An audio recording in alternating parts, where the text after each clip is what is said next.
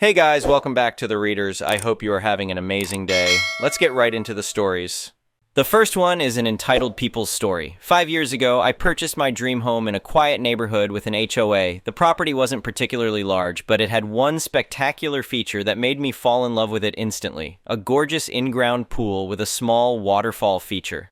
I'd saved for years to afford a place with a pool, and when I finally found this one, I knew it was meant to be. I'm not the type to cause trouble. I've always paid my HOA fees on time, maintained my property meticulously, and followed all the rules. I even hosted occasional pool parties for neighbors during summer months, always giving proper notice to the HOA as required. Everyone seemed to appreciate having access to a pool a few times a year without the hassle of maintaining one. The previous HOA board members were reasonable people. We didn't always agree on everything, but they were fair and willing to listen. That all changed about 6 months ago when a new family moved into the house that backs up to mine, separated only by a narrow strip of common green space that serves as a utility easement. The woman who moved in, let's call her the new neighbor, quickly made herself known in the neighborhood. Within 3 months of arriving, she had somehow maneuvered her way into becoming the HOA president during our annual elections. Many longtime residents didn't bother voting, assuming the previous president would continue as usual. This new neighbor had mentioned several times how she wished she could afford a pool for her family. "The kids would just love a pool," she'd say whenever she saw me in my backyard. "It must be nice to have so much extra money." Her comments always carried an edge of resentment that made me uncomfortable. Last month, I left for a week-long business trip. I locked up the house, secured the pool gate with its electronic keypad, and asked my trusted neighbor across the street to keep an eye on things. When I returned home, exhausted from travel, I dropped my bags in the foyer and headed straight to the kitchen for a glass of water. Glancing out the back window, I froze. The new neighbor and her entire family were splashing around in my pool. I rushed outside. "Excuse me," I called out, trying to keep my voice level. "What are you doing in my pool?" The new neighbor looked up, completely unfazed. "Oh, you're back. We're just enjoying the community pool. Beautiful day for it, isn't it?" "Community pool? This is my private pool. It's on my property," she laughed as if I'd told a joke. "Actually, there's been a correction to the property lines. This pool is technically on HOA land, which makes it a community amenity." She climbed out and reached for a folder sitting on what used to be my patio table, which had been moved from its usual spot. "I don't understand," I said, noticing her kids had left various toys floating in the water and towels strewn across my lounge chairs. "I own this pool. I have the deed and property survey." "Those are outdated," she replied, handing me a document with the HOA letterhead. "As president, I had our records reviewed. This pool actually sits on the common ground that runs between our properties. The previous board simply allowed you exclusive use as a courtesy." I scanned the document, which showed altered property lines that conveniently placed my pool in the common area. Something felt very wrong. "This doesn't make sense. I need you to leave while I sort this out." Her expression hardened. "Actually, you're the one trespassing on community property right now. I could call the police if you insist on causing trouble." I noticed the gate code had been changed.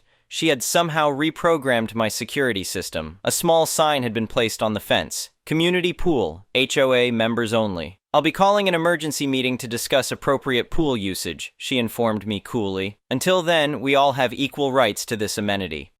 Stunned, I retreated inside to gather my thoughts and search for my property documents. I located the folder containing my deed, the original property survey from my purchase, and all the permits for the pool that had been installed by the previous owner. Everything confirmed what I already knew. The pool was undeniably on my property. The next day, I received an official-looking notice under my door announcing an emergency HOA meeting regarding community pool access. I couldn't believe this was happening. At the meeting, nearly 20 homeowners gathered in our neighborhood clubhouse.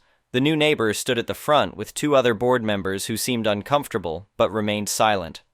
"As you all know," she began, "we've discovered that the pool behind my and this homeowner's properties is actually situated on common ground." She gestured toward me dismissively. "This means we all have access rights. I've prepared a schedule allowing everyone fair use." She distributed copies of a pool usage schedule that allotted me just 2 hours on Tuesday and Thursday evenings while giving generous blocks of time to herself and other board members. "Additionally," she continued, "we'll need to implement a maintenance fee for pool upkeep. Most members will pay $50 monthly during swim season, while the adjacent homeowner," she nodded in my direction, "will pay $300 monthly for proximity convenience." I stood up, documents in hand. I have my deed and property survey right here showing the pool is entirely on my property. I've owned it for 5 years without any question of ownership." "Those documents are outdated," she repeated firmly. "Our recent review shows differently." One of the board members, looking increasingly uncomfortable, asked to see my papers, but the new neighbor quickly interjected, "We can review those later. For now, let's discuss the schedule and fees." A few neighbors glanced sympathetically in my direction, but no one spoke up. I felt blindsided and isolated. Over the next 2 weeks, things escalated rapidly. I came home from work to find strangers in my pool who informed me they had booked it through the HOA president. When I tried to explain the situation, they became hostile, claiming I was trying to monopolize community property. The new neighbor installed a larger sign declaring "Neighborhood Community Pool, hours 9 a.m. to 8 p.m. daily," without any authorization from me. When I removed it, I received an HOA violation notice threatening a $500 fine for tampering with community property. The final straw came when I arrived home to find the police in my backyard. The new neighbor had called them, claiming I was harassing pool users and trespassing on community property. "This is my house," I explained to the officers, showing them my ID with the matching address. "The pool is on my property according to all legal documents." The officers reviewed my deed but seemed hesitant to get involved. "This appears to be a civil dispute regarding property lines," one officer explained. "I'd recommend consulting with an attorney and getting an updated survey." After they left, I sat on my patio watching strangers splash in my pool, while the new neighbor smiled triumphantly from her lounge chair, my lounge chair. That evening I formulated a plan. This would require patience and methodical action. First, I contacted a professional surveyor to officially verify my property lines. It wasn't cheap, but it was necessary. While waiting for the appointment, I visited the county records office and obtained certified copies of all my property documents, including the original plat maps for the development. I installed security cameras covering my backyard and pool area, making sure they were visible enough to serve as both evidence collectors and deterrents. I also changed the locks on my gate, which prompted another angry visit from the new neighbor. "You can't restrict access to community property," she insisted. "I'm not restricting access to community property," I replied calmly. "I'm securing my private property until this matter is resolved." She threatened more fines and even legal action, but I stood firm. The surveyor arrived 3 days later and spent several hours taking precise measurements and checking the official markers. His conclusion was exactly what I expected. The pool was entirely within my property line, not even close to the common area. He provided an official certified survey with detailed measurements and photographs of the property markers. With this documentation in hand, I consulted a real estate attorney who specialized in HOA disputes. After reviewing my case, she wrote a formal cease and desist letter demanding the new neighbor stop trespassing and making false claims about my property. Meanwhile, I did some research into the new neighbor's background. A social media search revealed she had lived in another HOA community about 30 miles away. I reached out to a few residents there and discovered she had attempted a similar scheme involving a playground adjacent to her previous property. She had tried to claim it was for residents' exclusive use and had even collected playground maintenance fees from neighbors before being removed from that HOA board. The most damning evidence came when I carefully examined the documents she had presented. The letterhead didn't quite match other official HOA communications I had received previously. There were subtle differences in the font and spacing, and I noticed the contact information listed an email address slightly different from the official HOA email. Hers had an extra period that would redirect messages to her personal account. Armed with all this evidence, I requested a special HOA meeting through the proper channels. The vice president of the board, who had seemed uncomfortable with the situation from the beginning, quickly agreed. The night of the meeting, the clubhouse was packed. Nearly every homeowner had shown up, curious about the dramatic situation unfolding in our usually quiet community. I had prepared a detailed presentation and had my attorney present. The new neighbor arrived looking confident, but that expression quickly faded as I began methodically presenting my evidence. First, I displayed the certified survey showing unequivocally that the pool was entirely within my property lines. I presented photographs of the property markers and explained how they aligned perfectly with my deed. Next, I played video footage from my security cameras, showing the new neighbor changing my gate code, installing unauthorized signs, and bringing strangers onto my property. Additionally, I continued, I've discovered that our HOA president has been collecting unauthorized pool usage fees from several residents. I displayed screenshots of payments sent to her personal account with memo lines reading, "pool fee." Several gasps echoed through the room as I revealed she had attempted similar tactics in her previous neighborhood. And finally, I said, displaying the altered documents side by side with legitimate HOA letterhead, these supposed official documents showing altered property lines are forgeries. Note the differences in letterhead and the incorrect contact information. The new neighbor jumped to her feet. This is ridiculous. I've done nothing wrong. As president, I think we need to address these allegations before you continue in that role, interrupted the vice president, finding his voice at last. These are serious ethical violations if true. My attorney stepped forward and calmly explained the legal implications of trespassing, fraud, and misrepresentation. She noted that while she was prepared to take legal action against both the individual and potentially the HOA, she hoped the matter could be resolved more amicably. The board called for an immediate executive session, asking both me and the new neighbor to wait outside. 20 minutes later, they emerged with their decision. The new neighbor was immediately removed as president, pending further investigation into possible misappropriation of funds. The board issued a formal apology to me, acknowledging that the pool was indisputably on my private property. They agreed to send a clarification to all homeowners and to pay for any damages to my property, including the cost of rekeying the pool gate. Most satisfyingly, they voted to install a new fence clearly marking the boundary between my property and the common area at the HOA expense. The new neighbor stormed out of the meeting before it concluded. Within 2 months, a for sale sign appeared in front of her house.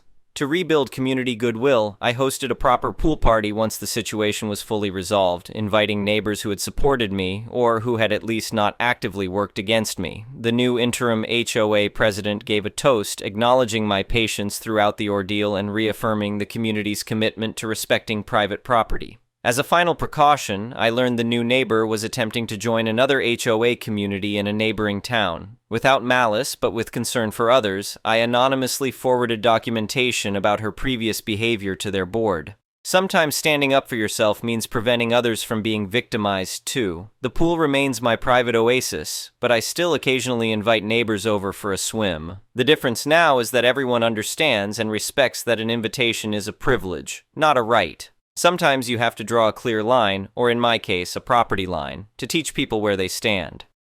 The first one is an entitled people's story. For context, I had been working at this mid-sized marketing firm for almost 5 years. When I first started, it was a dream job. Good pay, decent benefits, and a team that felt like family. Our original boss, let's call him OG boss, was amazing, supportive, understanding, and genuinely cared about work-life balance. Under his leadership, the company thrived, and we were all happy to put in extra effort when needed because we knew he valued us. All that changed when OG boss retired and sold the company to a larger corporation.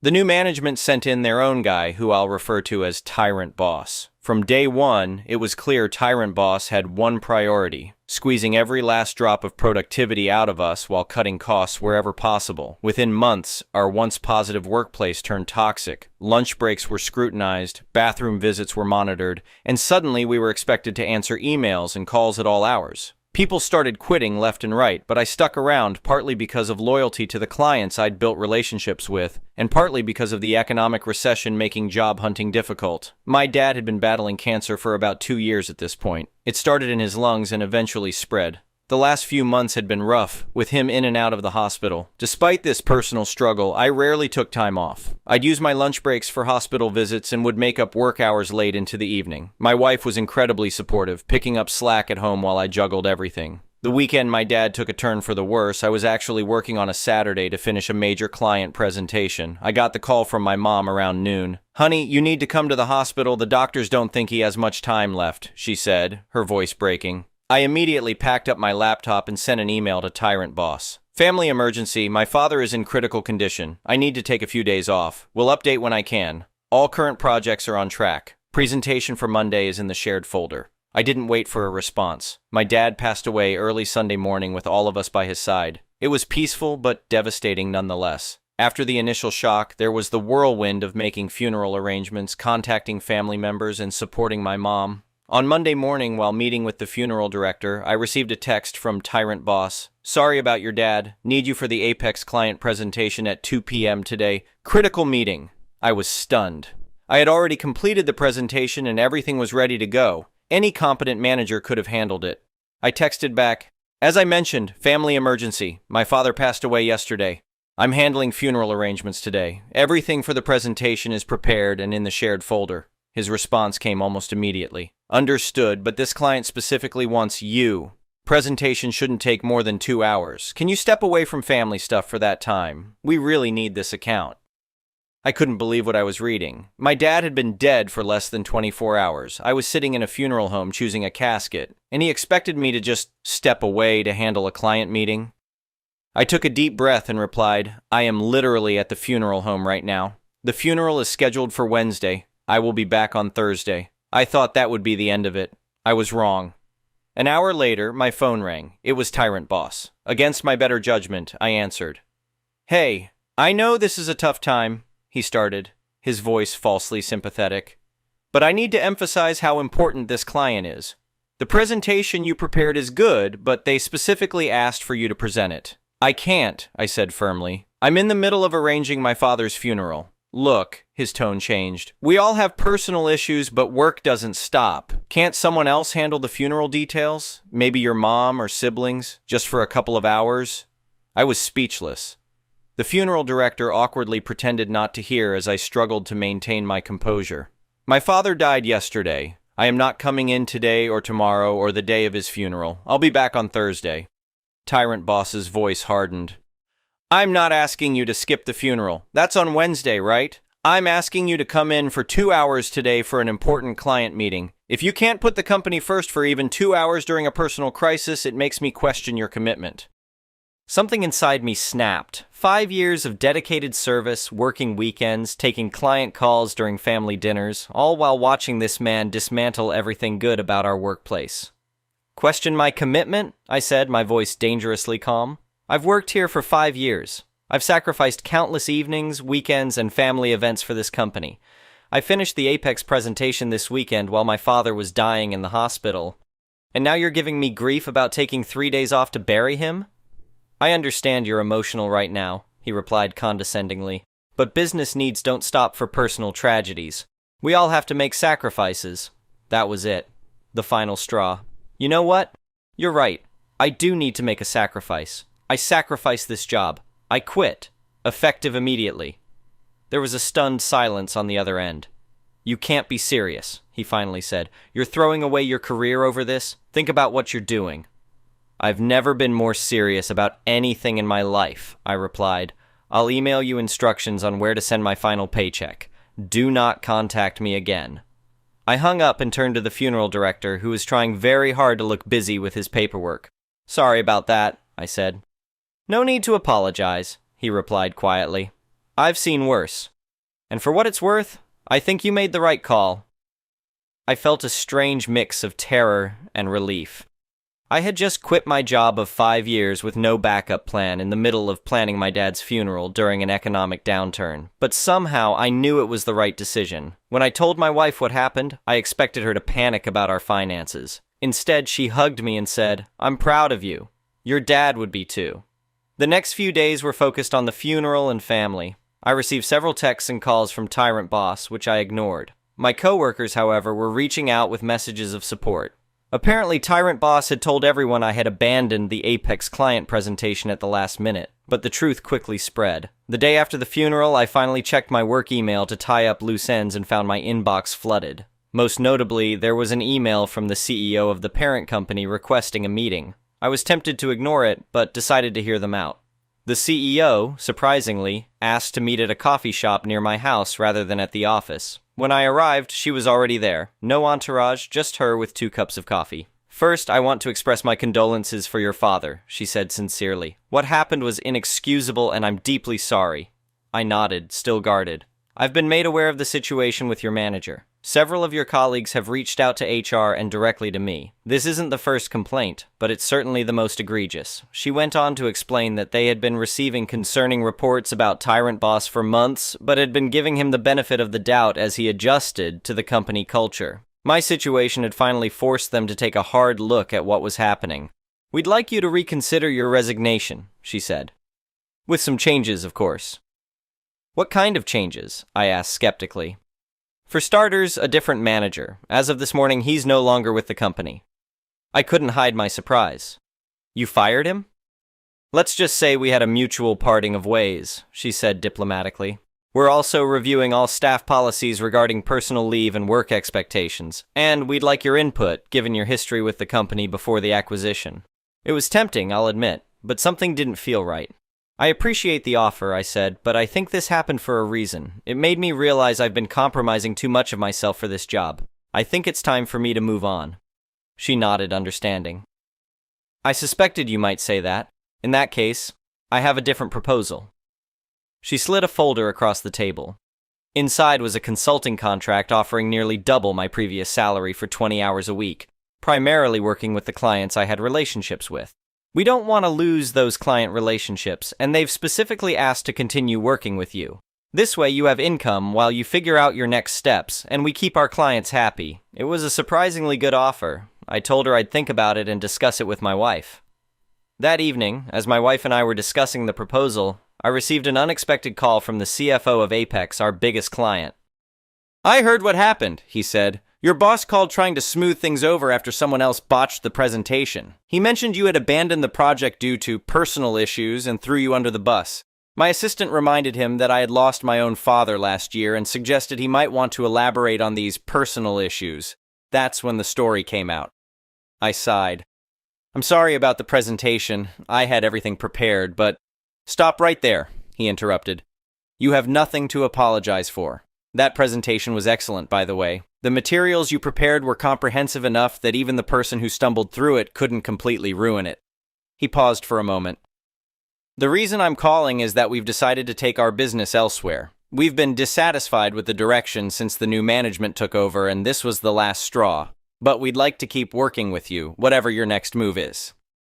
By the end of the week, I had offers from 3 different clients wanting to work with me directly. It seemed the word had spread quickly. After careful consideration, I decided to decline the consulting offer from my former company and instead start my own small marketing consultancy. My wife, who had been wanting to pivot careers herself, joined me in the venture. The first year was challenging, as any new business is, but we managed to secure enough clients to stay afloat, many of them following me from my previous job. By the end of the second year, we were doing better financially than I ever had as an employee, and more importantly, I had control over my time and the types of clients we took on. As for Tyrant Boss, I heard through the grapevine that he struggled to find another management position in our industry after word got around about how he handled my situation. Apparently, forcing someone to work during their parents' funeral doesn't endear you to potential employers. Last I heard, he had moved to a different state to start over. The company itself underwent significant restructuring after losing several key clients, including Apex. They eventually stabilized, but never quite regained their former standing in the industry. I still think about my dad often, especially when making big business decisions. He was an entrepreneur himself and had always encouraged me to build something of your own. In a strange way, Tyrant Boss's callousness during my darkest moment pushed me to finally take that leap. If I could go back and tell my past self, sitting in that funeral home, feeling lost after quitting my job, that everything would not only be okay but better than before, I don't think I would have believed it. Sometimes the worst moments lead to the best outcomes, but only if you stand up for yourself when it matters most. The greatest lesson from all of this? No job is worth sacrificing your dignity or your ability to be present for life's most important moments. Not one client presentation, project deadline, or demanding boss is more important than being there when your family needs you most. And to anyone facing a similar situation, know your worth, trust your instincts, and don't be afraid to walk away. Something better might be waiting just around the corner. Edit 1, Wow, I didn't expect this post to blow up like it did. Thanks for all the supportive comments and awards. Edit 2, To clarify a few things people have asked about. Yes, I did get fully paid for all my work, including accrued vacation time. They didn't try to mess with my final paycheck. My mom is doing okay now. It was really tough for her at first, but she's found a great support group and even started volunteering. For those asking about Tyrant Boss, no, I don't feel bad for him. He made his choices. A lot of you have asked about starting your own business after leaving a toxic workplace. If that's something you're considering, feel free to message me. I'm happy to share what worked and what didn't in those early stages. Update: 2 years later. Hey everyone! I promised some of you who messaged me that I'd post an update when I hit the 2-year mark of my business, and here we are. A lot has happened since I walked out after Tyrant Boss tried to make me work on my dad's funeral day, and I figured you might want to hear how things turned out. First off, the business is doing way better than I ever expected. What started as just me and my wife working from our spare bedroom has grown into a proper company with 7 full-time employees and a real office downtown. We specialize in marketing for small to mid-sized businesses that want personalized attention. Basically the opposite of the corporate machine I left behind. The best part? 4 of my 7 employees are people who quit my old company after what happened with me. They reached out one by one over the months following my departure, each with their own horror stories about how things got even worse after I left. Apparently, the company went through 3 different managers in the span of 18 months trying to replace Tyrant Boss, but the damage was done to the culture. My former colleague Jeff, who had been at the company even longer than me, called me about 6 months after I quit. He was basically running himself into the ground trying to keep things afloat. "I can't do this anymore," he told me over coffee. "They've cut the staff by half but expect the same output. I'm working 70-hour weeks and my kid asked me yesterday if I still lived with them or just visited on weekends." I couldn't help but laugh. I know that feeling. "How's the freelance thing going?" he asked, clearly fishing. "It's not freelance anymore," I explained. "My wife and I turned it into a proper business. We've got more clients than we can handle, actually." His eyes lit up. "Are you hiring?" 2 weeks later, Jeff became our first employee. He took a pay cut initially, but within 6 months, he was making more than at his old job and working reasonable hours. He actually cried when he realized he could make it to his daughter's soccer games every weekend. Something similar happened with 3 other former colleagues. Each time I made sure they understood I wasn't hiring them just because of our history. They had to bring value to what we were building, and they have tremendously. As for the clients, remember Apex? They became our anchor client, and their CFO has become something of a mentor to me. He's connected us with several other major accounts and even invested in our recent expansion. Last month, he invited me to speak at their executive retreat about maintaining humanity in business relationships. The irony wasn't lost on me. But here's the best part of the update, something I never saw coming. About 8 months ago, I got a certified letter from a law firm representing my old company. My heart sank when I opened it, thinking they were going to sue me for poaching their clients or employees. Instead, it was a settlement offer. Turns out, after I left, several other employees filed complaints with the Department of Labor about the company's leave policies and work expectations. Someone, I still don't know who, specifically cited my situation as an example of the toxic culture. This triggered an investigation which uncovered numerous labor violations, unpaid overtime, denied leave requests, improper terminations, you name it. The letter explained that as part of their settlement with the Department of Labor, they were required to compensate affected former employees. They offered me $78,000 in back pay and damages with no strings attached other than a standard release of claims. I called my lawyer immediately, suspicious that this was some kind of trap. She reviewed everything and confirmed it was legitimate. "They're paying you because they have to," she explained. "The government is forcing them to make this right. You can accept it without worrying about giving up any competitive advantages for your business." I signed the papers the next day. The check arrived a week later. My wife and I used part of it to finally take that trip to Europe we'd been putting off for years and invested the rest back into the business for a website upgrade and new project management software. Oh, and remember Tyrant Boss? I ran into him about 3 months ago at an industry conference. I was there as a featured speaker. Another thing I never saw coming. He was there. Well, I'm not sure why he was there. I spotted him lurking around the edges of the networking event after my talk. He looked different, cheaper suit, a little heavier, definitely less confident. I decided to be the bigger person and approached him. "Hey," I said, extending my hand. "It's been a while." He seemed surprised I was willing to speak to him.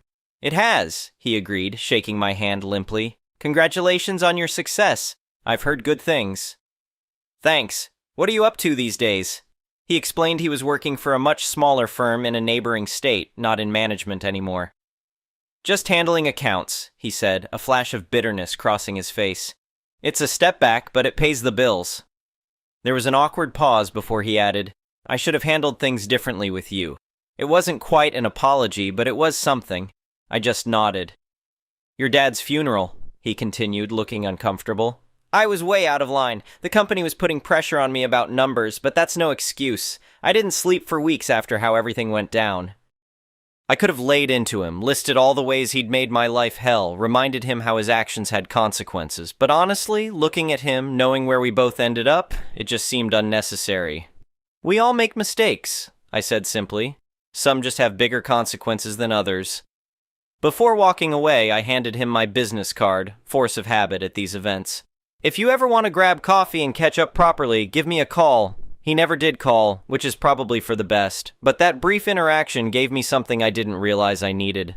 Closure. The lawsuit against my former company wrapped up completely about 6 weeks ago. In addition to the individual settlements, they were required to completely overhaul their leave policies and pay substantial fines. The parent company ultimately decided to cut their losses and sell the subsidiary to a local competitor, who's now in the process of rebuilding it from the ground up. As for me and my family, we're doing better than ever. My mom moved closer to us last year after selling the family home. She has dinner with us every Sunday and has become the unofficial office grandma to my employees, bringing in homemade cookies and giving unsolicited but usually spot-on advice about everything from marketing strategies to relationship problems. My wife and I are expecting our first child in a few months, something we had put off for years because I was always too busy with work.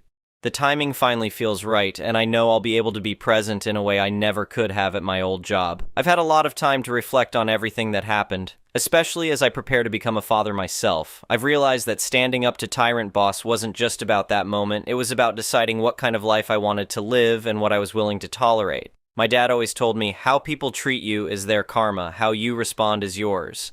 In his final gift to me, his passing created a situation that forced me to finally respond the right way. The business continues to grow, but I've been careful not to recreate the toxic environment I escaped. We have unlimited bereavement leave and flexible work arrangements. When one of our designers needed 3 weeks off unexpectedly to care for his sick mother, we didn't just approve it. We sent meals to his family and divvied up his workload without complaint. Sometimes I think about what would have happened if I'd just sucked it up that day, left the funeral home for 2 hours, and done the presentation. I probably would have kept getting pushed around, kept sacrificing my personal life for a company that didn't value me, kept putting off my dreams of starting my own business. In a weird way, I'm grateful to Tyrant Boss. His moment of extreme callousness became my moment of extreme clarity. Sometimes you need someone to cross a line so badly that you have no choice but to finally draw one of your own. For anyone reading this who's in a toxic work situation, I'm not saying you should quit on the spot without a plan, but I am saying that your worth isn't determined by your job, and sometimes the scary choice is the right one, and who knows. 2 years from now, you might be writing your own success story update. **, edit 3. **, thanks for all the congrats and awards on this update. To answer some common questions. 1. Yes, I did frame the settlement check, well, a copy of it, and it hangs in my office as a reminder. 2. No. I don't think I'll ever accept Tyrant Boss's almost apology as sincere. People who can ask someone to work on their dad's funeral day don't change that fundamentally. But I've moved on. 3. For those asking how to know when it's time to leave a toxic job, when you start dreading Sundays because Monday is coming, that's a pretty good sign. Life's too short. 4. Several people have asked for business advice in the DMs. The best advice I can give: treat your clients how you wish your boss had treated you, and you'll never lack for business. The next one is a malicious compliances story. I used to work in a hotel as a porter. We had to wear white shirts and black pants, and they provided us with a uniform, which was just a nondescript black vest. I worked there part-time, but also had another part-time job at the post office. I told them about the second job before they hired me. They asked me what I do about conflicting shifts, and I said I would work for whichever company booked my time first. So, if the post office said they wanted me next week on WedSat, and then later the hotel asked me to work that time, I'd have to say I was unavailable. I would also naturally do the same thing if the situations were reversed. I honored that agreement the entire time I worked for them, and it wasn't a problem for over a year. Then one day I get told by the hotel that I have to work an upcoming weekend. I said I couldn't accept the shift because I had already booked one at my second place of work. My hotel boss said, well, this is a huge contract, we have a massive wedding taking place on the same weekend as a large conference, and we need all hands on deck. I reminded them once again that I couldn't accept a shift if it conflicted with one I had previously booked. Boss got real annoyed and pushy and tried the "we have to be able to rely on you" bullshit spiel. I reminded him that they could rely on me doing exactly what I promised in my interview and that they had been able to rely on me for over a year. I also pointed out that it's not reasonable to demand that I work a shift that I hadn't agreed to work. Boss was still pissy when he hung up. They don't fire me, but over the next month I couldn't help but notice I never got any shift offers. It became obvious I was being fired, but without actually being told I was fired. I called several times and asked if there were any shifts, but always was told, "We have nothing for you at this time," in a cold tone. I checked with my friends who worked at the hotel and they all said that business was normal, and they could see no reason why I wasn't being offered shifts. No worries, I just picked up more shifts at the post office, and they paid almost twice as much. So cool by me. Another couple of weeks go by, and my direct supervisor at the hotel called me to ask for my uniform vest back. I asked why, saying that I hadn't been fired, so as far as I know I still worked there. My boss just kept sidestepping my question and refused to answer and refused to admit that I had been fired. He just kept saying, "We need that uniform, you have to give it back." I said, "No problem." He starts saying, "You can drop it off any time." And I interrupted him to say, "No, I won't be dropping it off." He stopped for a moment, flustered, then said, "But you have to. It's part of your employment contract." "Yes, I know," I replied. "I read the contract. It merely states that I have to return the uniform when requested. It doesn't say I have to deliver it to you, so I won't. You can send someone to pick it up at a time that is convenient to me." The hotel was in a different city from my hometown, so it was about a half-hour to 45-minute drive to my place. My ex-boss tried to bully me, but funny how losing his ability to deny me work had shifted our power balance. He sputtered and stammered as he tried to figure out some way to goad or coerce me into driving the vest to him, but finally gave up. He said he'd send someone sometime, so be ready for whenever that is, and I told him no, that he'd have to contact me to prearrange a time that was convenient. I said I'd check my calendar and he could call me back in a couple of days to make arrangements. Petty, I know, but hearing the exasperation and annoyance, his tone as we spoke was very, very enjoyable. He never did send anyone to pick up the vest, so I ended up using it as part of a Halloween costume, zombie hotel porter. Thank you for watching. I would really appreciate it if you could like the video and subscribe to our channel if you haven't already. We'll see you again tomorrow.